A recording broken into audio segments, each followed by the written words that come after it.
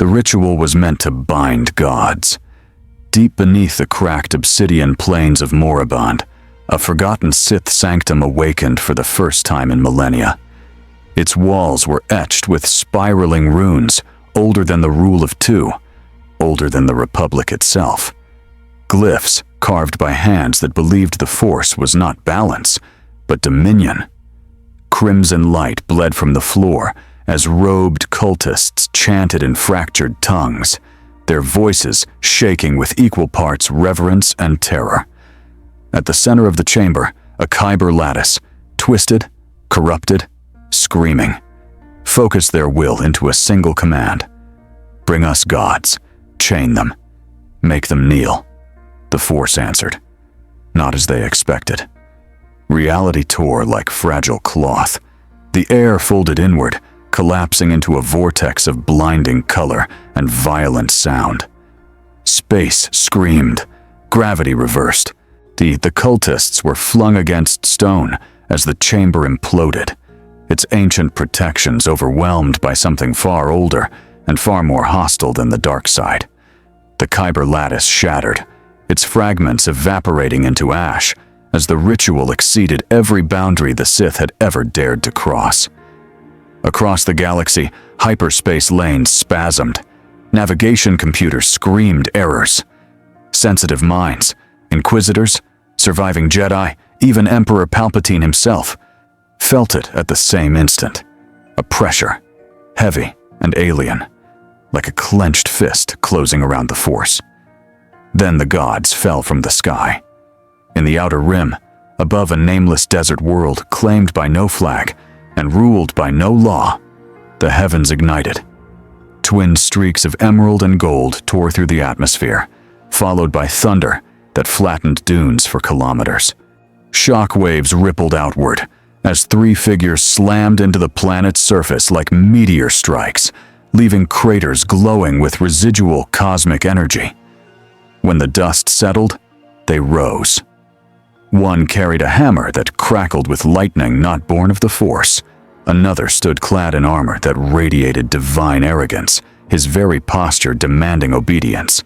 The third laughed, actually laughed, as scorched sand fused into glass beneath his feet.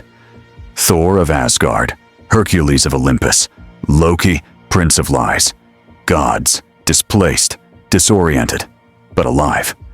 Their powers surged instinctively as they took in the alien sky, the unfamiliar constellations, the oppressive hum of a galaxy steeped in the Force. They felt it immediately. Something was wrong. The cosmic wellspring that usually answered their call was distant, muted. Their strength remained vast, far beyond anything this backwater world could challenge, but it was no longer infinite, no longer unquestioned. Loki was the first to smile. "This place," he said softly, eyes glinting, "will do nicely." Word spread fast in the outer rim, faster than law, faster than the Empire. Smugglers whispered of beings who shrugged off blaster fire. Crime lords spoke of warriors who bent storms to their will and crushed tanks with bare hands. On worlds long abandoned by the Republic and brutalized by the Empire, desperate populations gathered in the ruins of old temples and half-buried cities, kneeling before figures who promised protection in exchange for loyalty. Worship returned to the stars. Hutt Khajiits were the first to move. Black Sun syndicates followed. The gods were given weapons, ships, territory. Shrines were built from scrap durasteel and stolen imperial tech. Entire systems swore fealty overnight, and the gods accepted. They didn't see themselves as conquerors. They were saviors, rulers, symbols. In a galaxy ruled by fear and faceless tyranny, they offered something tangible: strength with a face, power that answered prayers.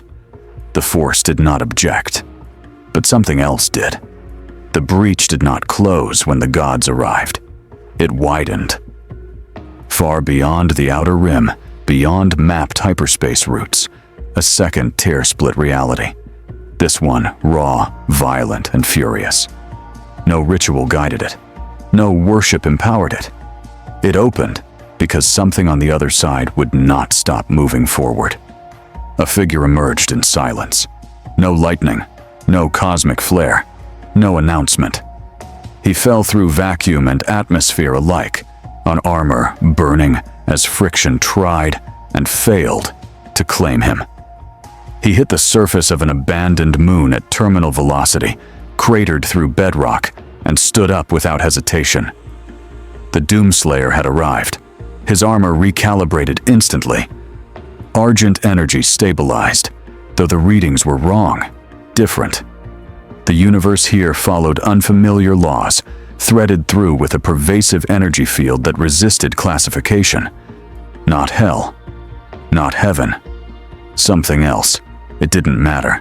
His visor scanned star charts pulled from hijacked Imperial probes, systems marked with abnormal energy signatures, worlds broadcasting primitive worship beacons, names filtered through fragmented transmissions, gods, saviors, immortals, targets. The Slayer moved. He did not announce himself to the galaxy. He did not challenge the gods openly. He began where false divinity always rooted itself deepest, the criminal underworld. On Nar Shaddaa, a Black Sun fortress went dark in under 3 minutes. Security footage, what little survived, showed a green-armored specter moving through corridors faster than tracking systems could lock. Vibroblades shattered, heavy repeaters overheated. A demigod mercenary, empowered by divine blessing, charged with a roar, and was torn in half by a super shotgun blast that echoed like judgment. The Hutts noticed next. So did the Force. On Coruscant, Emperor Palpatine paused mid-meditation, yellow eyes narrowing as a ripple passed through the dark side. It was not light. It was not dark. It was antagonistic. A pressure that resisted influence, devoured corruption, and left nothing behind but silence.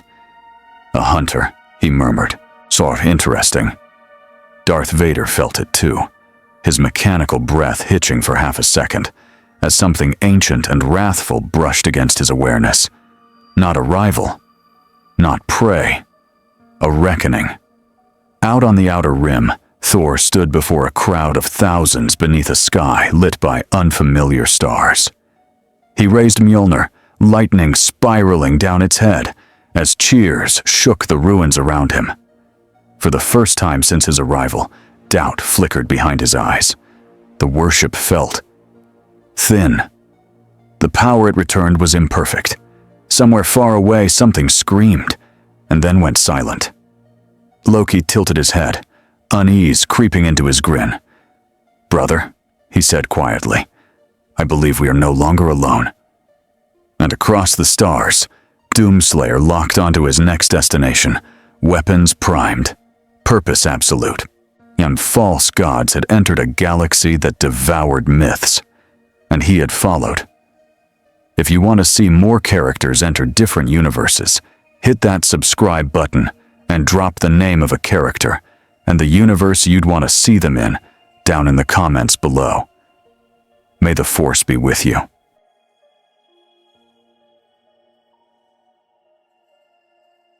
The galaxy did what it always did when something powerful arrived. It adapted, and then it tried to profit. In the Outer Rim, belief spread faster than Imperial propaganda ever could. Entire settlements abandoned allegiance to distant governors and corrupt moffs, swearing themselves instead to beings they could see, hear, and touch. Thor's storms ended droughts on 3 dust-choked worlds within a single standard week. Hercules shattered a pirate armada with his bare hands and let the survivors flee, carrying the story with them. Loki, ever subtle, seeded influence through whispers, turning crime bosses into prophets and smugglers into apostles. They did not call themselves gods at first. Others did it for them. Shrines became fortresses. Fortresses became capitals. Credits flowed. Weapons followed. And old Republic insignias were torn down and replaced with crude symbols of hammers, lions and serpents. Where the Empire ruled through fear, the gods ruled through spectacle, and that difference mattered to people who had known nothing but oppression. The Force watched in silence, not because it approved, but because it was being tested. On Ord Mantell, a former separatist scrapyard was transformed into a divine court. Hercules sat atop a throne welded from walker plating, laughing as petitioners begged for protection. He granted it freely, too freely. Each promise tied him tighter to this galaxy, binding him through obligation rather than worship alone. Thor felt the strain most clearly. The storms answered him, but not as they once had. Lightning here bent strangely, tugged by unseen currents. He sensed the Force, not as an enemy, but as something vast and indifferent, a balance that did not care for crowns. "This realm does not know us," he admitted to Loki one night, standing beneath alien constellations. "We are diminished." Loki's smile never reached his eyes. All the more reason to shape it quickly. They were not the only ones watching. Imperial intelligence compiled reports with growing alarm. Moffs demanded weapons. Inquisitors demanded blood. Cult activity tied to off-world deities spiked across 5 sectors, disrupting tax flow and recruitment quotas. Worse, every attempt to eliminate the gods ended in catastrophic failure, until the reports changed. Not victories, disappearances. Black Sun cells erased, Hutt enforcers slaughtered, entire syndicate vaults breached without alarms ever triggering. Witnesses spoke of a silent armored figure, eyes burning green, moving with purpose that felt less like rage and more like inevitability. The underworld began to panic. Doomslayer did not attack the gods directly, not yet. He dismantled their foundations instead. Supply lines vanished. Worship centers burned. Mercenaries empowered by divine favor were reduced to corpses that even Bacta couldn't save. On one forgotten moon, a god-touched warlord stood atop his fortress walls, shouting defiance into the dark. The Slayer answered with a rocket. The explosion lit the horizon, and the Force shuddered. Not in pain, but recognition. Something ancient had entered the board. Something that did not bargain. Vader felt it during a purge operation, his blade stalling mid-swing as a presence brushed against his senses. Cold, focused, utterly resistant. Not the light. Not the dark. Control without temptation. Far away, Loki's illusions flickered for the first time. "Brother," he said slowly, eyes narrowing as another shrine went dark on the holomap. "Whatever is hunting our followers, it is not afraid of gods." Thor tightened his grip on Mjolnir, lightning crawling weakly across its surface. "Then," he said, voice heavy, "it is time we learned why." And on the edge of their growing empire, Doomslayer reloaded, visor locking onto a new signal. Divine energy, concentrated, surrounded by civilians. A test. The cantina on Taurus had survived 3 governments, 2 wars, and 1 planetary bombardment. Its walls were scorched with old blaster marks, its floor permanently sticky with spilled lum and blood alike. It was neutral ground in the only way that mattered. Everyone who broke the rules died quickly. That night, the rules broke first. The door did not slide open. It tore free from its housing, clattering across the floor as a green-armored figure stepped through smoke and fractured durasteel. Conversations died mid-sentence. Musicians froze. Even the bartender, a scarred Deveronian who'd stared down Jedi and lived, felt his heart stutter. The Doomslayer scanned the room once. Targets confirmed. A half-dozen enforcers marked with divine sigils reacted too slowly. Blasters came up, shouts rang out.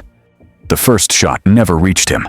vaporized by a kinetic shield that flared and vanished in the same breath. The Slayer moved. The cantina became a storm of violence contained within seconds. Tables shattered. Bodies hit walls hard enough to crack stone. A god-blessed champion lunged, strength multiplied by divine favor, swinging a vibro axe that had tasted Jedi blood. The Slayer caught it. Metal screamed. The axe snapped in his grip. A point-blank blast ended the fight, the shockwave blowing out every viewport in the building. When the echoes faded, the room was silent again, save for the hiss of cooling barrels. Civilians were untouched. The Slayer did not kill them. He never did. Outside, sirens wailed as Imperial patrols closed in. He was gone before the first trooper rounded the corner. Across the system, Loki felt it. Not pain, but loss. A severed thread. Another node of influence erased without ceremony. No speeches, no warnings, no grand challenge issued from the heavens. Just removal. This creature does not seek conquest, Loki muttered, pacing within a gilded chamber stolen from an Imperial governor. It seeks correction. Thor looked up sharply.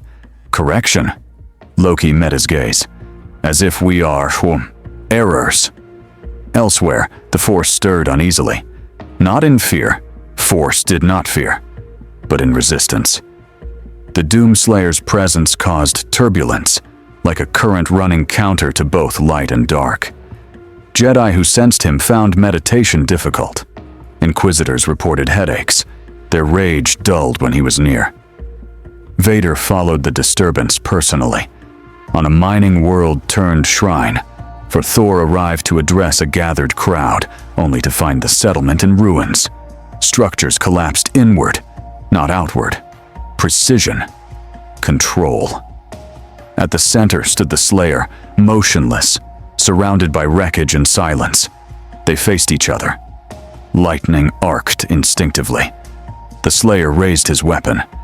For the first time since arriving in this galaxy, a god and a monster stood in the same space, and neither moved.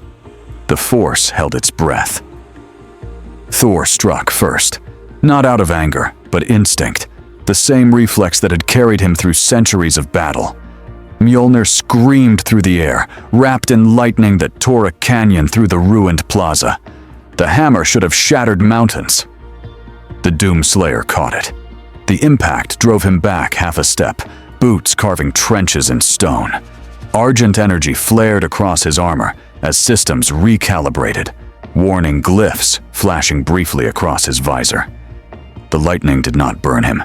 It bled around him, distorted, dragged sideways by a field that did not obey the Force. Thor's eyes widened. No worship empowered this blow. No realm fed it. For the first time in a long while, his strength met resistance that did not yield. He pulled. Mjolnir did not move. The Slayer released the hammer and surged forward, shoulder-checking Thor hard enough to send the god skidding across the plaza. Durasteel supports folded like paper where Thor landed. Civilians fled in panic, their screams swallowed by thunder. Thor rose slowly, jaw set, lightning crawling weakly over his armor. "You are no demon," he said, voice carrying over the ruins. "What are you?" The Slayer answered with action. A barrage of micro-missiles detonated around Thor, not to kill, but to test. Thor weathered the explosions, spinning Mjolnir to disperse the worst of it. Yet each blast left him slower, heavier. This galaxy resisted him. Every strike cost more than it should. From the shadows, Loki watched. He felt it now. Not just loss of power, but hierarchy. This being did not challenge divinity. It ignored it. Treated gods as obstacles, no different from monsters or machines. Loki acted. Illusions flooded the plaza. Dozens of Slayers advancing at once, false energy signatures screaming across every spectrum. Thor hesitated for half a second. That was enough. The real Slayer was already moving. He slammed Thor into the ground. gauntlet locking around the god's chest plate. The impact cracked stone for kilometers. Thor gasped, not in pain, but shock. He could feel it now. His godhood was finite here, bleeding away with every exertion. The Slayer raised his blade and stopped. Children cried nearby, trapped beneath fallen debris. The Slayer turned, not away from Thor, but toward them. In one fluid motion, he tore through wreckage, lifting durasteel beams as if they weighed nothing. He freed them, pushed them behind cover, and returned to Thor without a word. Thor stared up at him, breathing hard. "Or you could have ended me." The Slayer tilted his head slightly. Not mercy, assessment. Thor understood. "You do not hunt gods," he said quietly. "You hunt what gods become." The Slayer stepped back. Behind them, the force surged, not to protect Thor, but to warn. A presence closed in, sharp and cold, wrapped in rage barely contained. Darth Vader's shuttle pierced the cloud cover. Red blades ignited in the distance as Inquisitors deployed, drawn by power they could not comprehend. Loki vanished into shadow, fear flickering beneath his grin. Thor rose unsteadily, gripping Mjolnir. The Slayer turned toward the incoming threat, weapons cycling. Gods had bled. Now the galaxy itself was responding.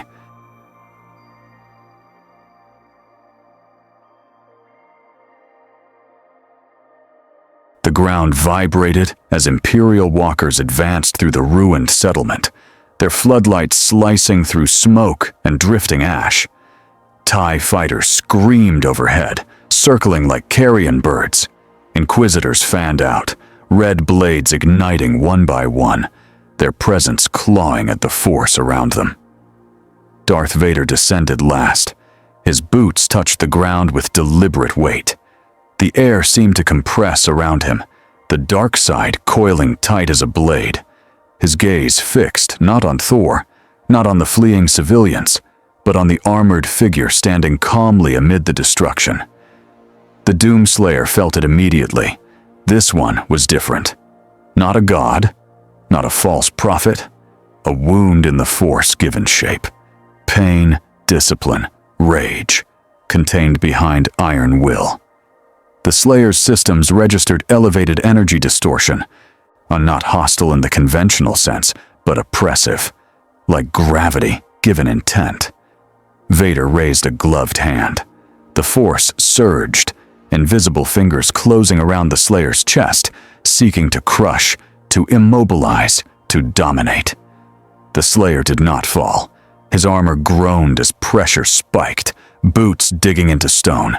Warning glyphs flared again, force-based kinetic restraint detected, but the hold slid, unstable, unable to find proper purchase. Whatever bound the Force to living beings, the Slayer sat just outside its assumptions. Vader's breathing deepened. "You are not of this galaxy," he said, "yet you resist it." The Slayer answered by firing. A plasma bolt tore through the air. Vader deflected it effortlessly, crimson blade hissing as energy dispersed. He advanced, each step precise, inevitable. Inquisitors moved to flank, too eagerly. The Slayer turned, super shotgun roaring. One Inquisitor vanished in a cloud of vapor and armor fragments. Another lost an arm before realizing he'd been targeted. Panic rippled through the remaining hunters, their training unraveling under a kind of violence they could not predict. Thor joined the fight reluctantly, lightning cracking as he struck down walkers threatening civilians. Each blow cost him. He felt it draining, power leaking into a galaxy that refused to replenish it. Vader noticed. Interesting. "You bleed," Vader observed coldly, deflecting another blast. "You are no god," Thor grimaced. "Neither are you." Their clash sent shockwaves through the ruins, hammer against saber, lightning against the dark side. Vader held his ground, strength amplified by the Force. Yet even he adjusted his stance. This was no Jedi duel. This was collision. And through it all, the The Slayer moved like a constant. He did not duel. He eliminated. Walkers fell. Troopers scattered. Inquisitors died screaming as Argent energy burned through lightsaber defenses not designed to face it. Vader found himself forced backward, not by power, but by pressure. Too many variables. Too much loss. A warning chimed across Imperial channels, rebel ships entering the system. Vader disengaged, cloak snapping as he retreated toward his shuttle, eyes never leaving the Slayer. "This is not over," he said. The shuttle lifted off, TIS forming escort. Silence settled slowly over the battlefield. Thor stood amid the wreckage, breathing hard. The Slayer reloaded. Somewhere far away, Emperor Palpatine smiled.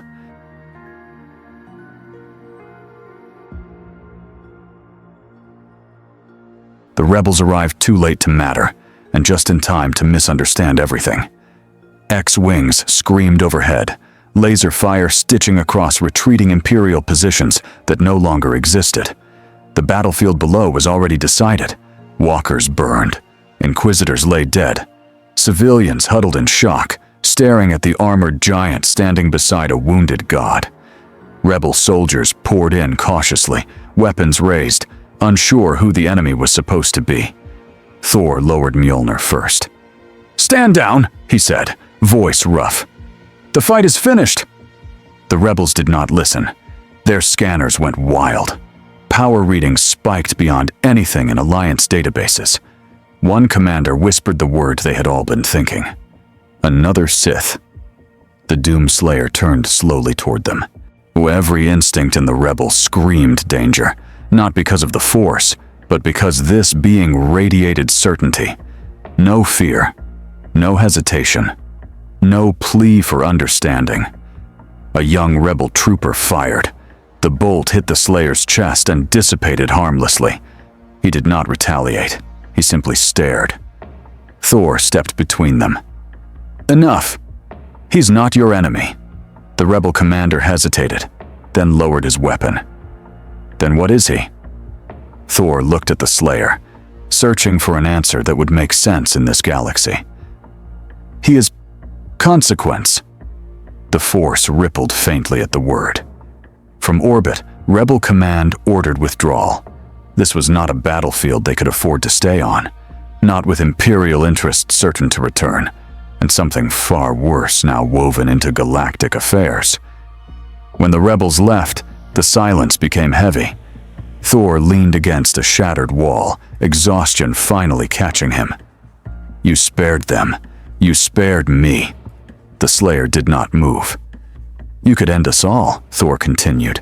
"Gods, empires, Sith, why not finish it?" The Slayer stepped closer. His visor reflected Thor's battered form, a god learning humility in real time. He activated a short-range holo projector. A single image flickered into existence, worlds burning, thrones built on corpses, demons crowned as kings, civilizations that called monsters saviors, right before they fell. Thor understood. "You end what feeds on worship," he said quietly. "What demands obedience." The Slayer shut the projector off. Loki watched from afar, hidden within layers of illusion, fear twisting his thoughts for the first time in centuries. This creature could not be bargained with, and could not be tricked, could not be ruled. The gods were no longer predators. They were prey who had been spared, temporarily. The Slayer turned away, locking onto new signals across the stars. Shrines still burned. False thrones still stood.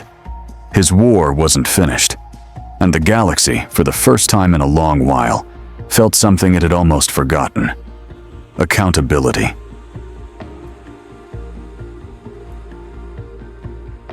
The Force pushed back, not with lightning or visions, but with convergence.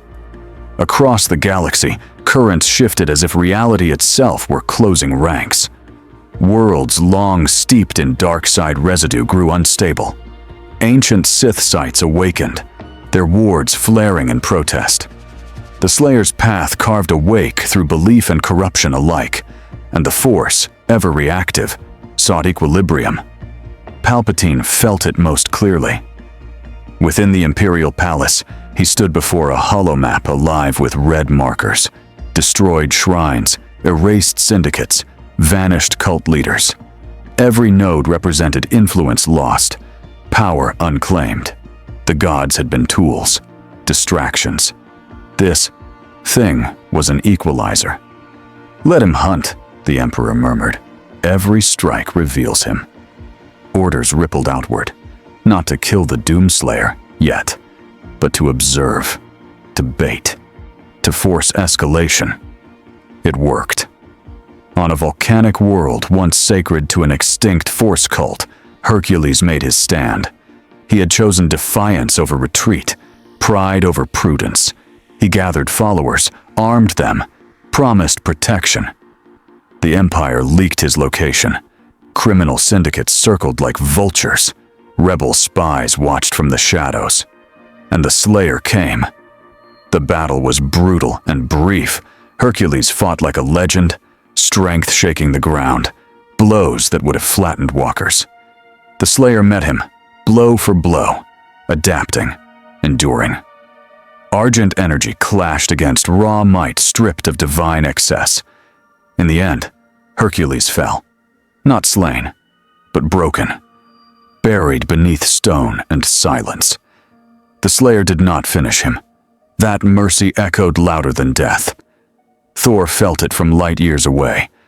The Force did not whisper, but something within him shifted. He gathered what remained of the gods and spoke plainly. "We leave," he said. "Now." Some obeyed. Others vanished into hiding. Loki fled deepest of all, disappearing into the unknown regions, mind racing with plans he prayed would never be tested. Vader stood before Palpatine days later, kneeling. "The Slayer disrupts the Force," Vader said, "not by opposing it, but by refusing it." The Emperor smiled thinly. "Then we shall see how the galaxy reacts to a will that cannot be bent." Far from thrones and temples, Doomslayer prepared for the next hunt. He did not know the Force was adapting, only that resistance was increasing.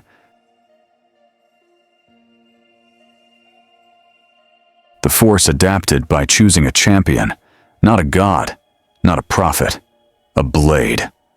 Vader found the Slayer on the edge of a dead world, one stripped clean by ancient wars, its surface scarred by orbital bombardment and long-forgotten superweapons.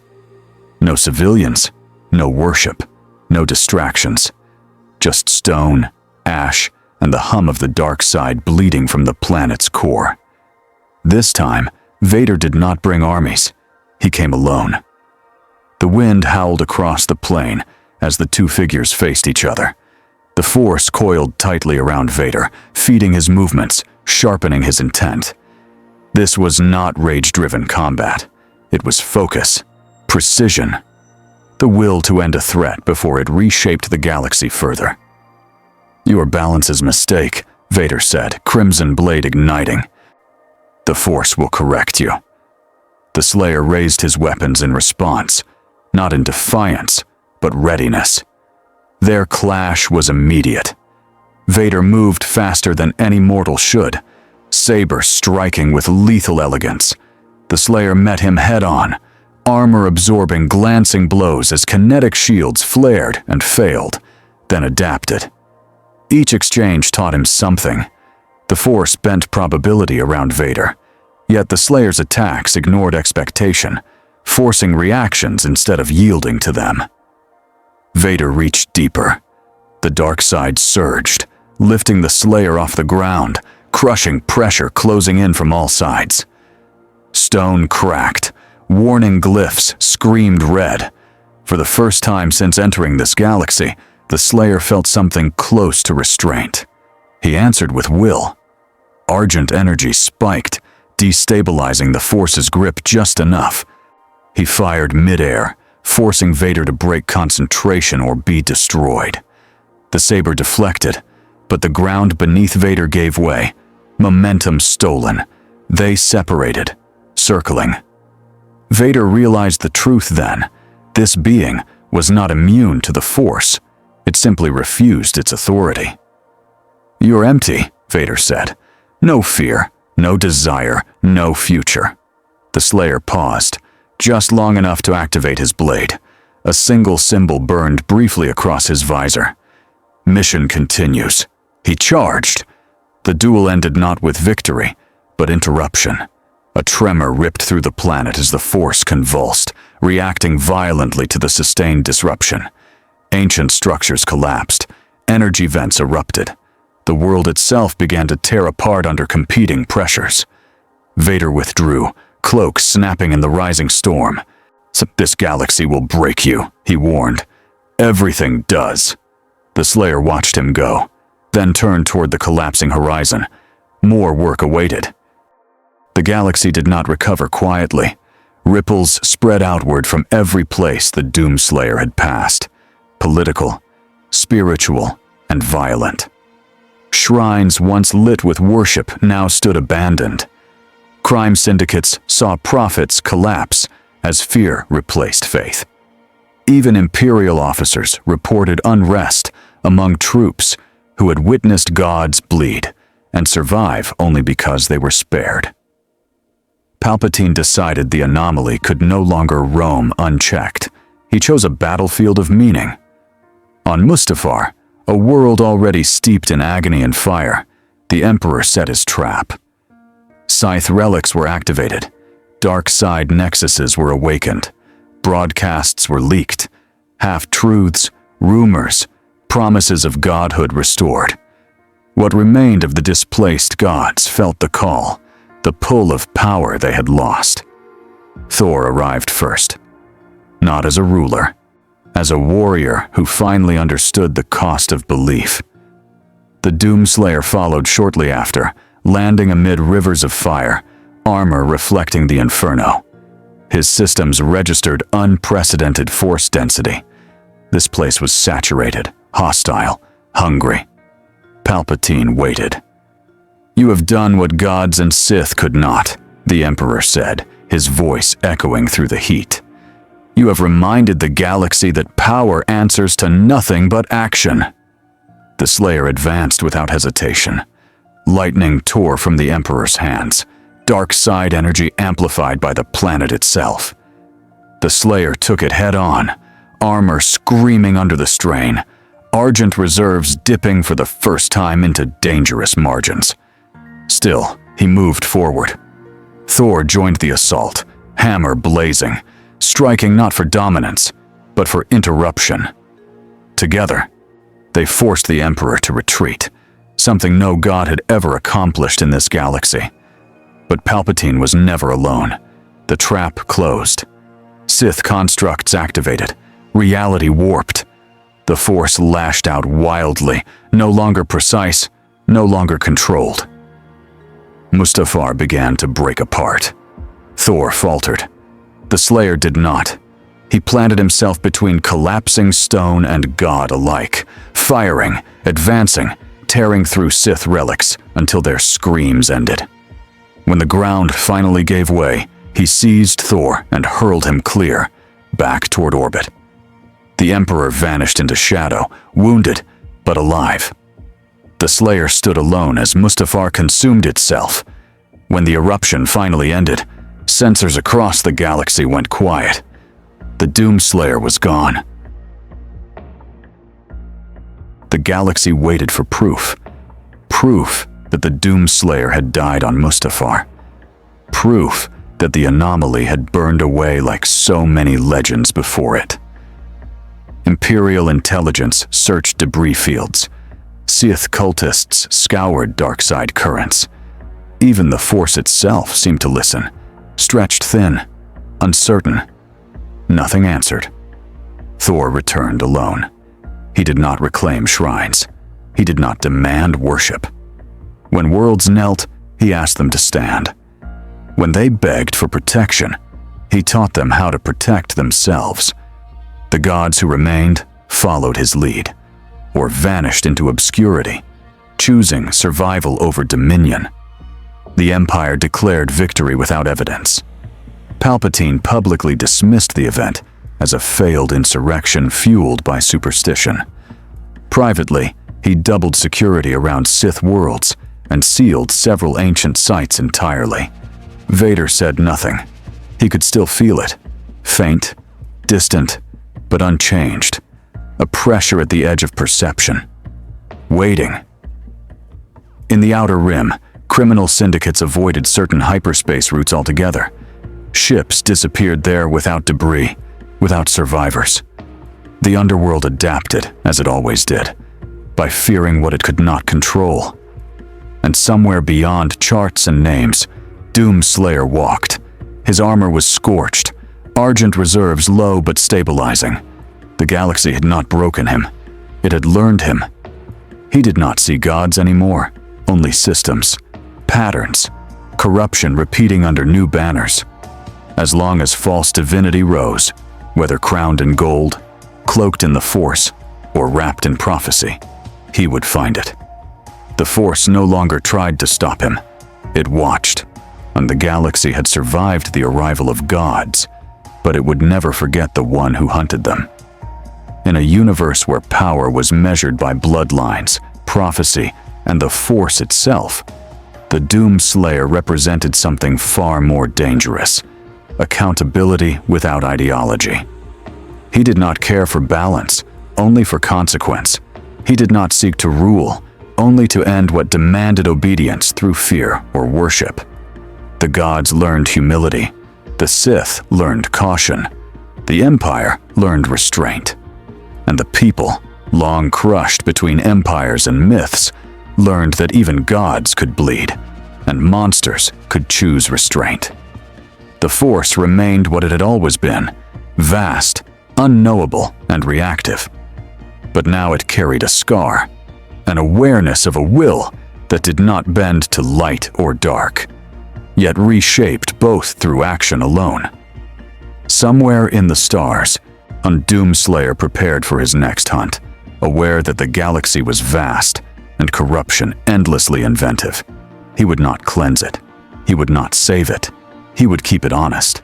And across hyperspace lanes and forgotten worlds, something new spread.